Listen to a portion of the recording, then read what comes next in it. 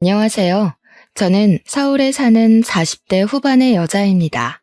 사위는 백년 손님이라고 하고 며느리 사랑은 시아버지란 말이 있지만 시댁 식구들과 잘 지내는 게 그렇게 쉬운 일은 아니죠.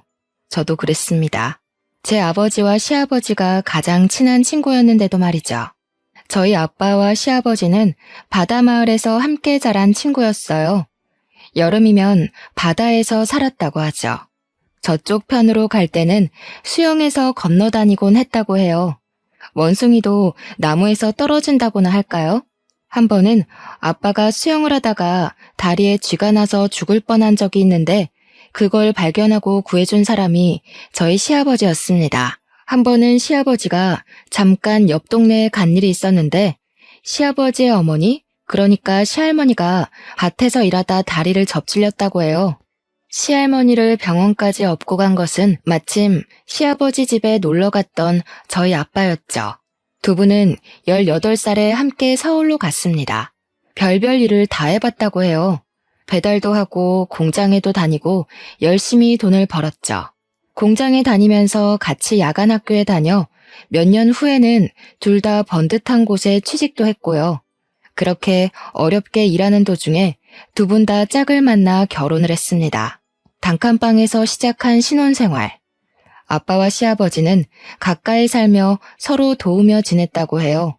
시아버지 댁이 먼저 아들을 낳고 저희 아빠는 딸을, 그러니까 저를 낳았어요. 저희 아빠는 어릴 때부터 자기 사업을 하는 게 꿈이었다고 하죠.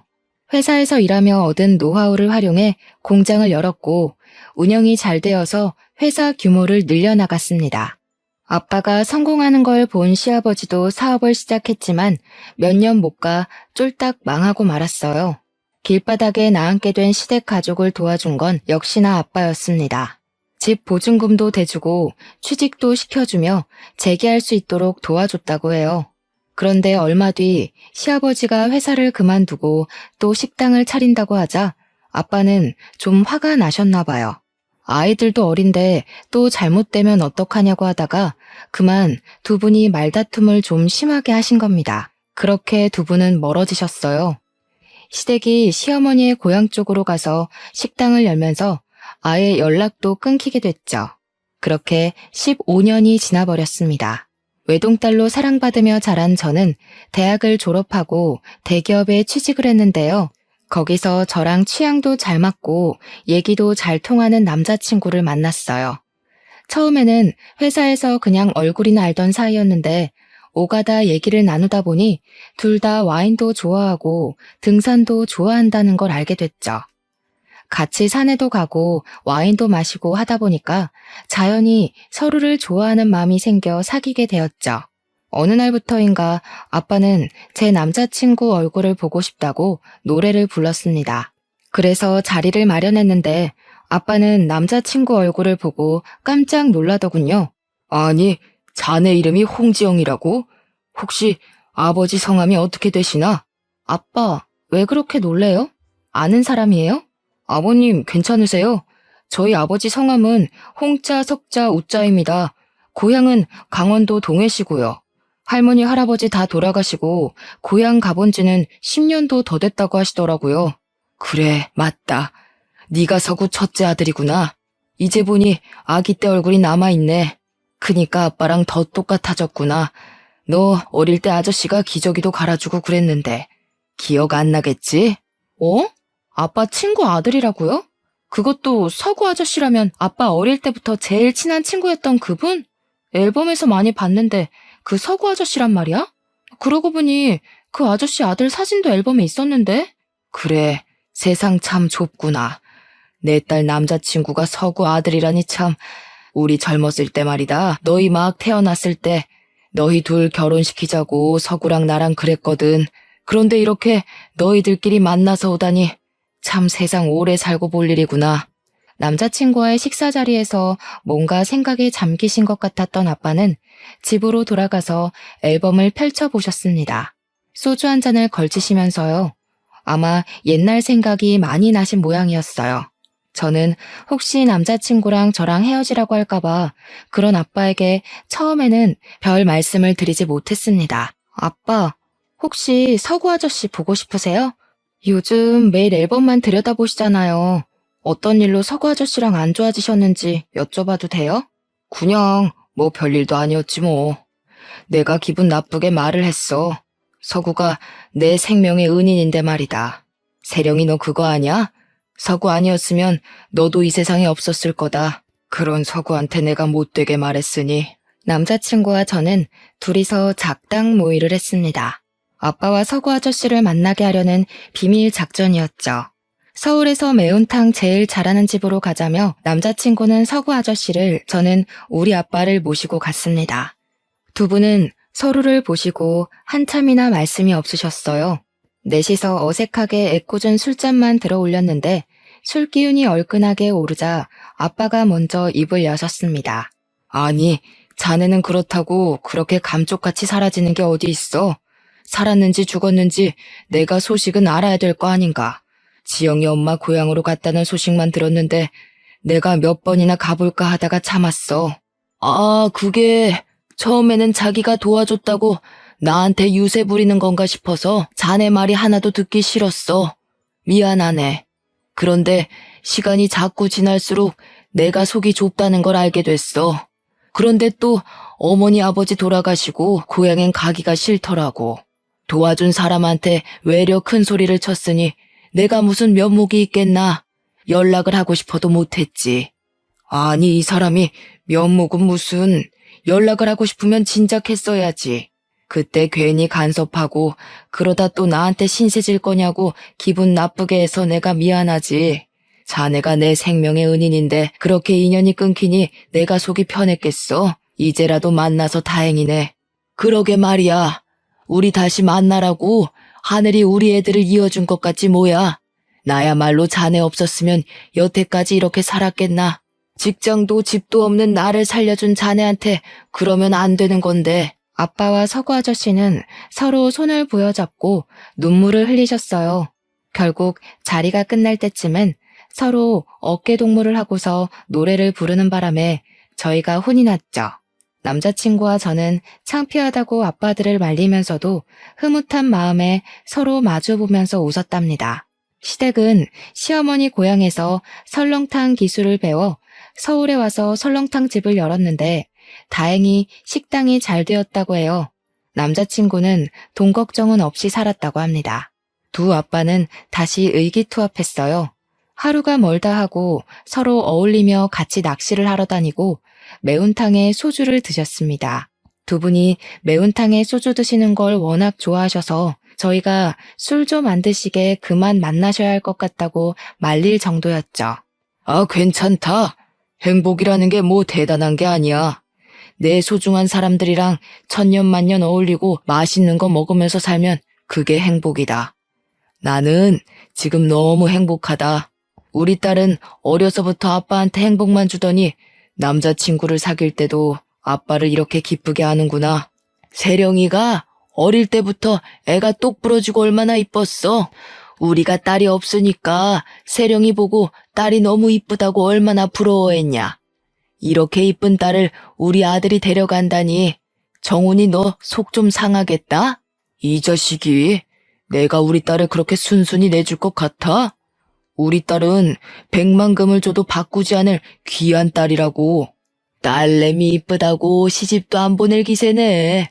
결혼해서 이쁜 자식도 낳고 살게 얼른 놔줘라. 세령아, 우리 아들 괜찮은 애다. 내 아들이지만 나보다 훨씬 나은 놈이야. 너희 둘이 잘 맞는다니까 내가 얼마나 기쁜지 밤에 잠이 안 올 정도라니까. 그러지 말고 이참에 결혼하는 게 어떻겠니? 아, 결혼이요? 저희는 아직 준비가 안 됐는데. 아직 26밖에 안 되기도 했고 아빠는 별로 원하시지 않는 것 같은데. 아, 나야 뭐 사실 둘이 그렇게 잘 맞는다는데 어차피 결혼할 거 빨리 하는 것도 나쁘지 않지.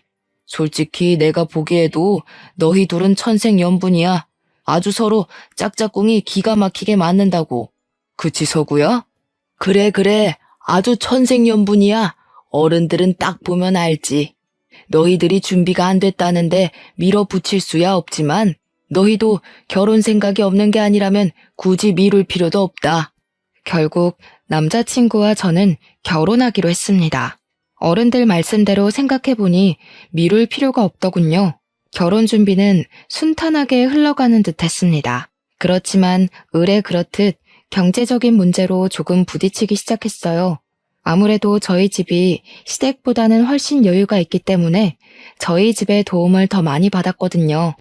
외동딸이 결혼한다는데 저희 아빠는 못 해줄 게 없었죠. 신혼집도 좀 넓은 데로 하고 혼수도 기왕이면 좋은 걸로 하라고 지원을 팍팍 해주었습니다. 아버님, 그렇게까지 안 해주셔도 되는데 옛날에 저희 부모님도 도와주셨다더니 저희한테도 이렇게 신경 써주셔서 감사합니다. 제가 더 능력이 있어서 더 남부럽지 않게 해줬으면 좋았을 텐데. 아이고, 이 사람이 별말을 다 하네? 나한테는 세령이도 귀한 딸이지만 자네도 내 귀한 자식이나 마찬가지야. 미안해할 필요 하나도 없어. 우리 딸한테는 내 모든 걸 줘도 아깝지 않으니 자네한테도 마찬가지야. 대신 우리 딸 눈에 눈물 나게 하면 큰일 난다. 알았지? 그런데 엄마는 조금 탐탁치 않아 했어요. 당신이 그 집에 돈 갖다 준다고 그 집 사람들은 고마워하지도 않는데 뭐하러 또 그렇게 다 퍼줘요. 세령이가 뭐가 아쉬워서요? 세령이는 그보다 훨씬 더 좋은 데 시집갈 수 있는 앤데 우리 딸이 왜 돈을 줘가면서 결혼을 시켜야 해? 시어머니는 엄마의 그런 눈치를 알고 조금 불편하셨나 봐요. 아무리 친구라도 그렇지. 그렇게 또 주는 대로 받다가 나중에 괜히 말 나오는 거 몰라요? 처가 도움받고 결혼하면 결국 고생하는 건 지영이라고요. 세령이 걔 외동딸로 자라서 고집이 보통이 아니겠던데. 지영이 그 물러터진 게 잡혀 살면 어쩌려고 그런 결혼을 시켜요? 딱 보니 아침밥도 못 얻어먹고 다닐 판이더구먼. 그래도 무사히 결혼식을 올렸고 남편과 알콩달콩 재미있게 살았습니다. 결혼한 지 얼마 안 되어 임신을 하고 예쁜 딸도 낳았죠. 그런데 시어머니의 우려는 결혼 후에도 점점 더 깊어졌나 봐요. 툭하면 제가 남편에게 밥상 한 번 안 차려준다고 출산 후에는 아기를 빌미로 아예 집에 들어와 감시를 했습니다. 아기는 자기가 볼 테니까 저는 남편 뒷바라지나 하라는 거였습니다. 아이고, 집안 꼴이 이게 다 뭐야? 내가 잠깐만 집을 비우면 집이 아주 엉망이 되어버리지. 너는 대체 집안에서 하는 일이 대체 뭐야? 여자가 되어가지고 내 아들이랑 똑같이 아무것도 못하면 어떡하니? 이리네. 애는 내가 볼 테니까 너는 네 남편 밥이나 차려줘라. 어머니, 지금 저랑 남편이랑 똑같이 일하고 퇴근했는데 왜 저한테만 그러세요? 똑같은 회사에서 일하고 똑같은 차 타고 퇴근했다고요. 일 때문에 출산휴가 얼마 쓰지도 못하고 출근한 저는 안 보이고 아드님 밥 안 드신 것만 보이세요? 아이고, 시어미한테 눈을 똑바로 뜨고 바락바락 대드는 것 좀 봐라. 어디서 배워먹은 버르장머리인지. 그러게 내가 이런 결혼은 안 된다고 했지. 남편한테 밥 차려주라는 게 뭐가 그렇게 잘못됐어? 친정에 돈 좀 많다고 유세 부리는 것도 아니고 뭔. 아이, 엄마, 그런 거 아니에요. 제가 할 테니까 엄마도 좀 쉬고 계세요. 우리 오면서 뭐 먹어서 배도 안 고파. 뭐야? 네가 대신 부엌 일을 하겠다고? 저거 남자가 되어서 물러 터져가지고 엄마가 잡혀 살지 말라고 누누이 말 안 했어? 제가 할 일을 왜 네가 대신 하니? 너도 정신 바짝 차려. 네 마누라한테 휘둘리면서 살지 말고. 집안의 기둥이 정신을 꼭 붙들어야 집안이 돌아가는 거야. 아니, 엄마. 누가 잡혀 산다고 그래? 아이고, 네가 그러니까 답답이라는 거야. 그 인간들 둘이 똑같이 뭉쳐가지고 상황 파악 못하는데 너까지 그래? 지금 제대로 안 하면 평생 동안 너만 고생하는 거니까 그런 줄이나 알아. 어휴, 저거 휴지 뒹구는 것 좀 봐라. 애가 뭐를 주워 먹어도 이상하지 않겠다. 시어머니 말대로 집에서 귀하게만 자란 저를 집안일도 모르는 구박대기 취급하려는 게 정말 불편하고 화가 났지만 남편을 사랑하기 때문에 웬만하면 참으려고 노력했습니다. 하지만 쉽지는 않았어요. 아이가 더 커서 시어머니의 손길이 필요 없어져도 시어머니의 감시는 날이 갈수록 심해졌거든요. 제가 자기 아들을 굶길까봐 늘 노심초사였습니다. 저희 집 강아지가 분리불안이 있어서 저희가 남들보다 먼저 홈캠을 설치해 놓았거든요. 어느 날 시어머니가 자기도 홈캠 영상을 볼 수 있도록 해달라지 않겠어요? 내가 봐야 상황을 빨리빨리 알고 대처를 할 거 아니니. 너희 둘은 어차피 회사에서 밤늦게까지 일하느라 어떻게 하지도 못하잖니. 시애미가 집안 잘 돌아가는지 봐주겠다는데 무슨 불만이 그리 많으냐 너는? 어머님이 저희 집 영상을 왜 들여다봐요? 그건 사생활 침해라고요. 저희들끼리도 충분히 잘 보고 대처할 수 있어요. 어머니까지 감시하지 않으셔도 된다고요. 감시라니? 내가 도와주겠다는 게 너한테는 감시냐? 하여튼 뭐 하나 고분고분 받아들이는 법이 없어. 너한테는 시댁 어른들이 하는 말이 우습냐? 시애미가 하는 말이 아주 쥐똥으로도 안 들려? 사생활? 너는 뭐가 그렇게 잘났냐? 남편 아침밥 한 번 안 차려주면서 네가 하는 말만 다 옳은 거야? 아침에 먹을 건 시간 되는 대로 먹게 준비가 되어 있잖아요. 저는 아침밥을 안 먹는 체질이고 애랑 남편은 알아서 챙겨 먹고 나간다고요. 무조건 엄마가 해준다고 좋은 게 아니에요. 솔직히 말해서 어머니, 제가 집안일 제대로 하는지 감시하려고 카메라 보신다는 거잖아요. 남편 밥 잘 챙기는지 보려고요. 뭐 이런 게 다 있어 진짜? 네가 그러고도 엄마야?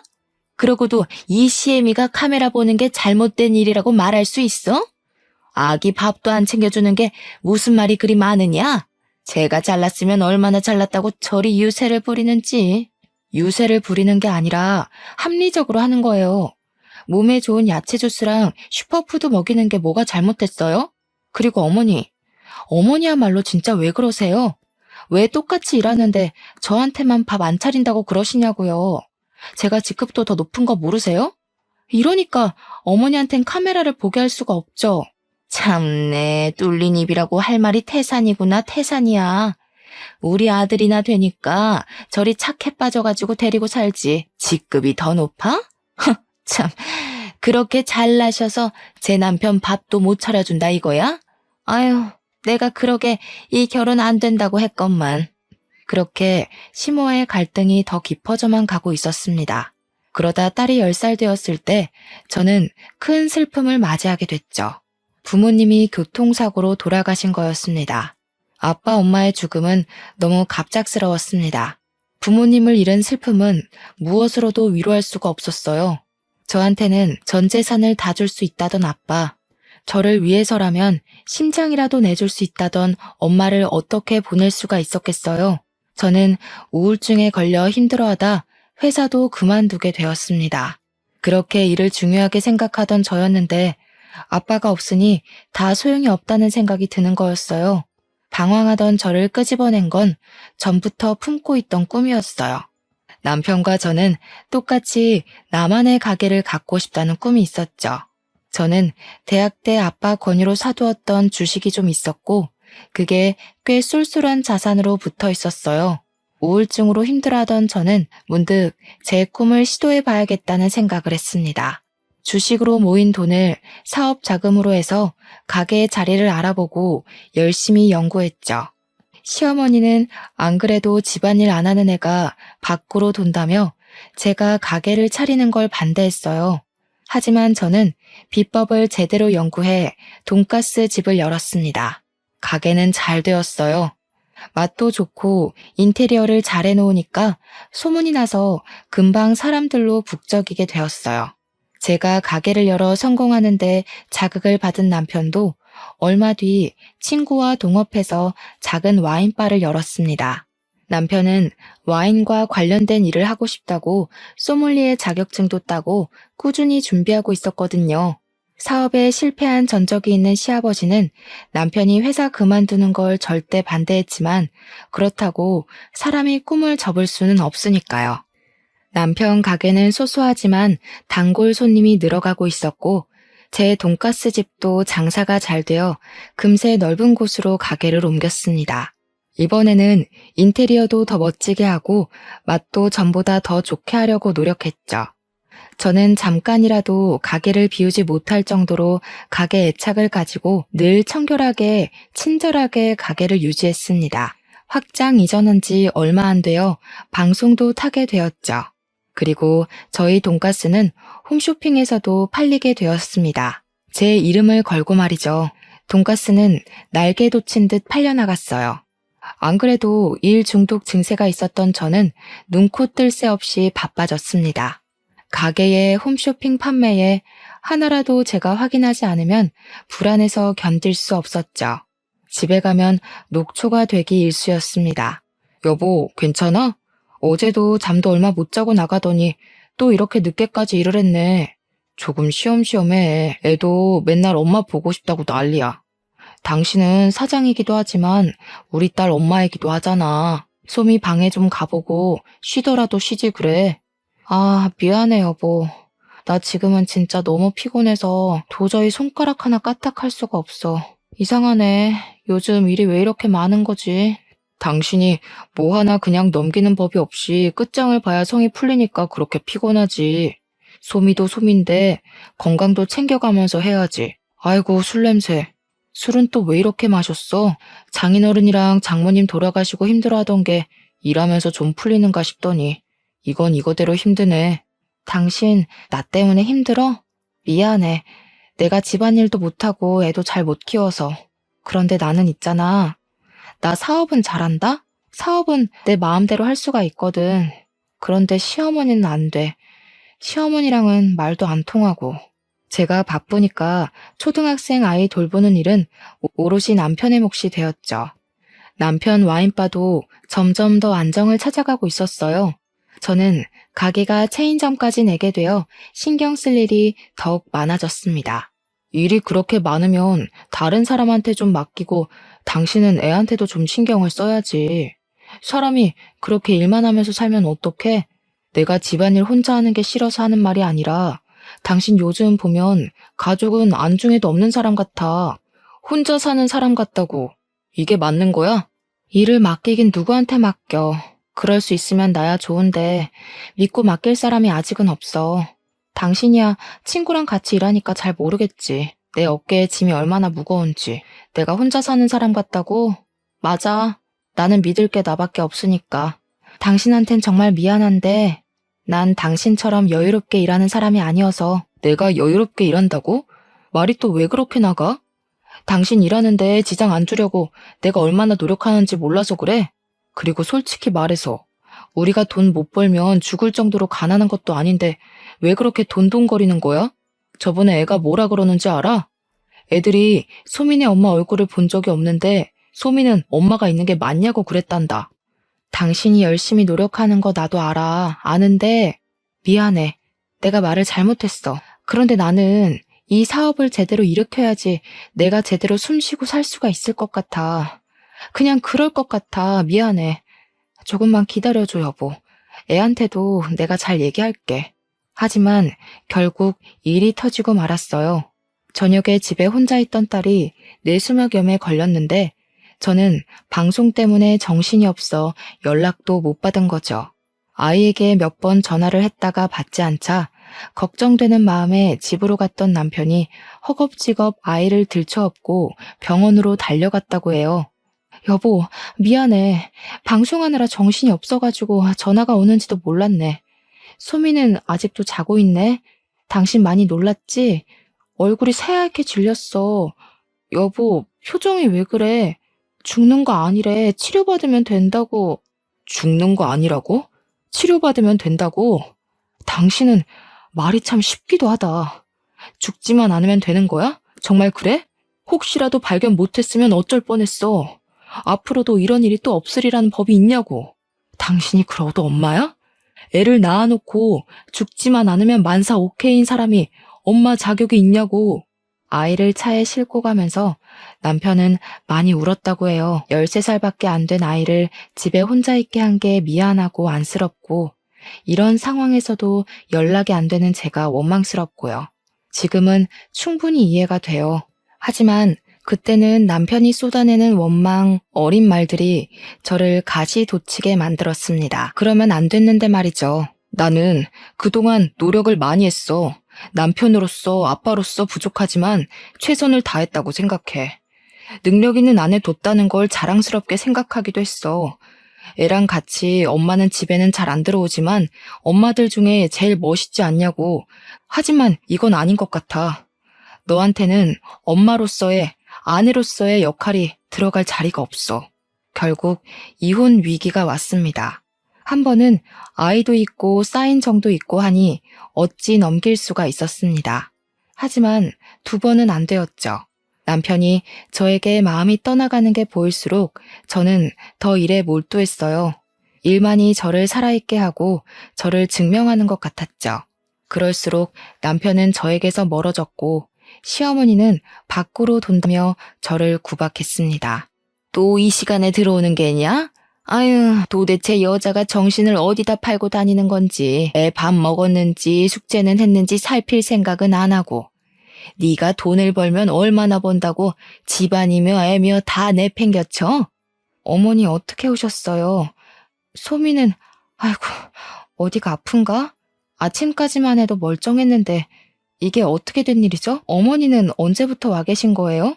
소미가 열나고 기침한다고 지영이가 나더러 가보라고 그래서 왔다. 엄마가 있으면 뭐하니? 애를 위해서 하는 게 하나도 없는데. 내가 그래서 처음부터 알아봤다고 했지? 남편 내팽개치는 년이 자식은 못 내팽개칠까? 남편 밥 한 끼 못 차려주는 년이 애인들 챙기겠냔 말이다. 어머니, 저도 면목이 없는데요. 이번 일만 잘 넘기면 그래도 좀 여유가 생기니까 소미도 기다려주겠다고 했어요. 너무 그러시지 마세요. 집안에서 이런 대접받는 거 너무 힘들어요. 더 집에 들어오기가 싫어진다고요. 집에 들어오기가 싫어져? 집이 네가 들어오고 싶으면 들어오고 나가고 싶으면 나가는 곳이야? 왜? 엄마 노릇도 하고 싶으면 하고 안 하고 싶으면 안 한다고 그러지? 아, 그래서 그따위로 구는 거구먼. 이제 보니까. 그럴 거면 애를 왜 낳니? 왜 낳아? 그렇게 네 맘대로 낳고 네 마음대로 내팽개칠 거면 애를 왜 낳냐고. 시어머니가 구박하는 것도 모자라 이제는 시아버지까지 합세했죠. 애가 아픈 것도 모르고 나돌아다니는 것도 한두 번이지. 네가 무슨 대단한 사업을 한다고 집안을 내팽개치냐? 네 아버지가 그렇게 가르치디? 너만 식당 일해본 거 아니야. 우리 다 식당 일로 구르고 굴러서 이골이 박힌 몸들이다. 그렇다고 너처럼 애까지 내팽개치진 않았어. 남편도 저도 더는 버틸 수가 없게 되었어요. 딸한테는 정말 미안했지만 서로를 위해서 헤어지는 게 맞다는 생각이 들었습니다.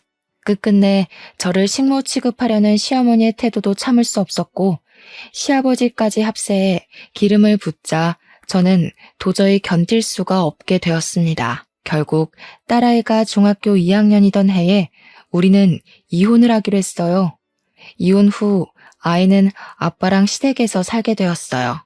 이혼이 결정되던 날 저는 자고 있는 딸아이 방에 가서 아이의 이마를 쓸어보았습니다. 제가 나쁜 엄마라는 사실이 실감이 났습니다. 이렇게 금쪽 같은 딸이 있는데 난 뭘 찾자고 그토록 밖으로 돌았던 걸까? 하지만 뒤늦은 눈물은 아무 소용이 없었습니다. 저는 죄인이었고 제 죗값을 감당하는 건 오롯이 제 몫이었죠. 제가 할 수 있는 일은 아이가 보고 싶어 할 때 만나는 일뿐이었습니다. 그런데 딸아이는 어느 순간부터인가 엄마를 찾지 않았어요. 사춘기가 와서 그런 것 같아. 엄마 얼굴 보고 싶지 않다고 하더라고. 여태까지 얼굴도 못 보고 살았는데 이제 와서 시간 맞춰 보는 거 웃기다면서 굳이 찾아올 필요 없다고. 조금 시간 지나면 괜찮아질 테니까 너무 신경 쓰지 말고 일이나 열심히 해. 그 말대로 저는 일에 몰두했습니다. 할 일이 있으니 그나마 다행이라고 생각했죠. 그런데 또 일이 터졌습니다. 우리 돈가스에서 벌레 시체가 나왔다는 글이 인터넷에 올라온 거예요. 추락은 순식간에 일어나는 일이더군요. 이미지가 급격하게 나빠지고 매출은 말 그대로 곤두박질을 쳤습니다. 서서히 내려간 게 아니라 그 글이 올라온 시점까지도 상승 곡선을 그리던 매출이 어느 순간 뚝 하고 꺾여버리고 만 것이었죠. 결국 6개월도 안 되어 체인점들이 하나 둘 문을 닫았습니다. 저는 하루아침에 사업을 접게 되었죠. 사업이 망하고 저는 망연자실을 해버렸습니다. 모든 걸 잃었다는 생각에 강하게 사로잡혔어요. 넋이 나간 채 집에서 하루 종일 멍하니 있는 날이 많아졌습니다. 가만히 있으면 아빠 목소리, 엄마 목소리가 어디선가 들려오는 것 같아 집안을 두리번거린 적까지 있을 정도였어요. 우울증이 심해져 방 밖으로 나가지 않고 입맛도 급격히 떨어졌습니다. 그렇게 몇 달이 흘렀을까요? 전 남편에게서 전화가 왔습니다. 우리 딸이 엄마 걱정 많이 하더라. 조금 있으면 애 고등학교 입학식인 거 알지? 엄마가 와줬으면 좋겠다고 자기 입으로 말하더라고. 올 수 있지? 꼭 와야 해. 알았지? 남편의 말에 저는 수화기를 붙잡고 눈물만 흘렀습니다. 딸아이에게 제가 엄마로서 자격이 있었을까요? 하지만 딸이 저를 찾는다는 소리에 몸을 일으키지 않을 수 없었어요. 쏙 들어간 볼을 화장으로 가려 오랜만에 몸단장을 하고 꽃다발을 사들고 딸의 입학식에 갔습니다. 딸은 그새 키가 불쑥 커 있더라고요. 딸을 보자 또 눈물이 나서 저는 멀찍이서 한참을 눈물을 훔치며 서 있었습니다. 엄마! 엄마! 왜 안 오고 여기 서 있어? 내가 친구들한테 엄마도 올 거라고 자랑했는데 우리 엄마 얼마나 예쁜지 아냐고. 그러고 보니 정말 예쁘게 하고 왔네. 나 수석 입학이다 엄마. 나 잘했지? 정말 잘했네. 우리 딸, 우리 이쁜 딸. 더 이뻐졌구나. 엄마가 해준 게 하나도 없는데도 이렇게 잘 커졌구나. 엄마가 미안해. 엄마가 잘못했어. 소미가 필요할 때 옆에 있어주지 못해서. 아이고, 좋은 날 왜 울고 그래요? 울지 말고 이 몸이 상받는 모습이나 보시라고요. 뚝! 아이고, 이거 살 빠진 것 좀 봐. 내 살을 띄어서 주고 싶구만. 그래가지고 홍소미 엄마 노릇하겠어? 저는 딸의 입학식에서 그렇게 기쁨인지 후회인지 모를 눈물을 한 바가지 흘렸어요. 제가 딸에게 해줄 수 있는 건 많이 없었습니다. 하지만 몸과 마음이 아무리 힘들어도 딸이 부르면 언제라도 달려가려고 애를 썼죠. 그러던 어느 날 이번에는 전 시아버지가 저희 집에 찾아온 게 아니겠어요? 아버님, 어떻게 여기까지 오셨어요? 아이고, 추운데 뭘 또 그렇게 들고 오셨어요. 지금 집안 꼴이 말이 아닌데 들어오세요. 이거 참 또 욕먹겠네. 제가 요즘 이러고 살아요. 괜찮으니까 그냥 앉아라. 네가 속이 멀쩡하겠니? 청소 못하고 살 수도 있지. 그때 뉴스로 소식 듣고 네 걱정 많이 했다. 일 안 하면 죽는 줄 아는 애가 밥이나 잘 먹고 있는지. 소미 말대로 얼굴이 반쪽이 됐네. 그렇게 말라가지고 어떡하려고 그러냐? 엄마가 돼가지고. 저야 뭐 자업자득이죠. 남편이고 딸이고 내팽개치고 일만 하다가 벌 받은 거죠 뭐. 아버님 말씀이 다 맞았어요. 제가 무슨 대단한 일을 한다고 엄마 노릇도 안 하고 그렇게 일에 몰두했는지 지금 생각해보니 저도 잘 이해가 안 되지 뭐예요. 어이구, 부모를 한순간에 잃고 네가 정신이 제정신이었겠니? 마음이 허전한 걸 일로 채우려 그랬던 것을. 정훈이랑 그렇게 되고 네가 힘들어하는 거 알면서 우리가 도움도 못 되어주고 지금 생각해보니 내가 정훈이한테 면목이 없구나. 그건 그렇고 밥은 먹었냐? 내가 지영이 애미한테 말해서 너 좋아하는 잡채도 해달라 하고 소미가 너 좋아한다고 부침이도 해줬단다. 아니에요, 아버님. 아무리 그래도 제가 그러면 안 되는 거였는데 결국 신기루처럼 사라져버릴 것을 왜 그렇게 집착했나 모르겠어요. 그래도 저 없이 소미 돌봐주셔서 감사해요. 제가 더 면목이 없죠. 너 그렇게 가고 나도 생각을 많이 해봤다. 정훈이랑 내가 젊을 때 너희 둘이 결혼시키면 좋겠다고 한 걸. 너희가 알아서 결혼하겠다고 왔을 때 우리가 얼마나 기뻤겠니?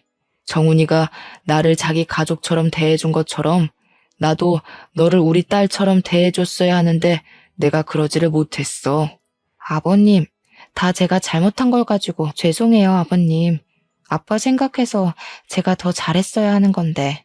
아니다, 아니야. 정훈이 그렇게 가고도 네가 집에 마음 못 붙이게 한 우리 탓도 있다. 그래서 말인데 너희가 무슨 다른 불화가 있어서 그랬던 게 아니라 네가 바빠서 그랬던 거잖니? 지금 보니 너도 많이 달라진 것 같고.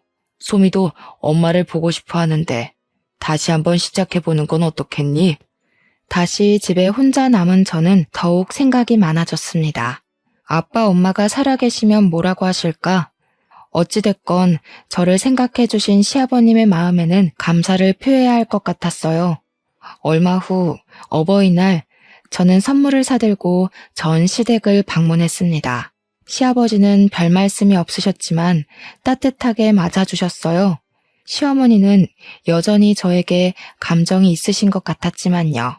결국 쫄딱 망할 것을 그렇게 밖으로 놔둘더니 어허, 이 사람이 안 그러기로 해놓고.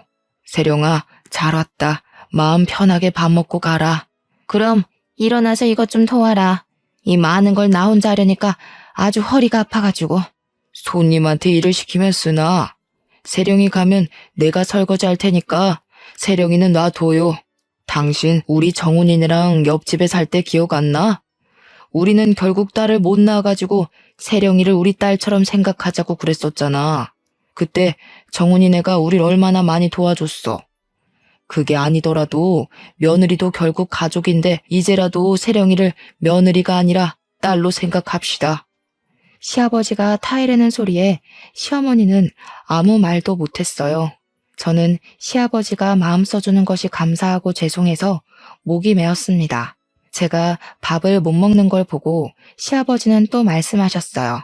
힘들고 어려운 일이 있어도 밥 잘 먹고 건강하게 있으면 얼마든지 다시 일어날 수 있다. 나도 그랬어. 사업 망했을 때는 내 인생 끝난 것 같고 딱 여기서 꺼져버리고 싶었다고. 그런데 그게 아니란 걸 네 아빠가 알려줬다. 사람만 있으면 다시 기회는 온다면서 나한테 손 내밀어주고 용기를 줬어. 그러니까 너도 힘내야 한다. 아빠가 보고 계시잖니.